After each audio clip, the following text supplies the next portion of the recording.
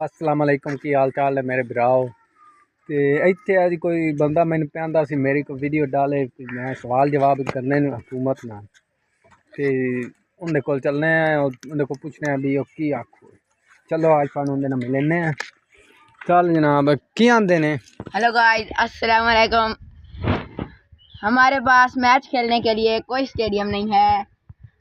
आपकी मेहरबानी होगी कि आप हमारी वीडियो को लाइक करें और फॉलो करें ताकि सब्सक्राइब भी करें ताकि हम लोग एक स्टेडियम खरीद सकें। एक स्टेडियम हमें हुकूमत बनवा कर दे एक स्टेडियम। हाँ देखो बाजारां दे गलियों में मैच खेल रहे हैं, गलियां दे मैच खेलते पैन ते इन्हां दा कभी भी किसी को गेंद बज सकती है। किसी मतलब एक मोटरसाइकिल वाला आ रहा है और इन्हू भी गेंद लग सकती है। सानू हुकूमत ने ये गुजारिश है कि सानू स्टेडियम दिता जाए और 10,000 स्टेडियम।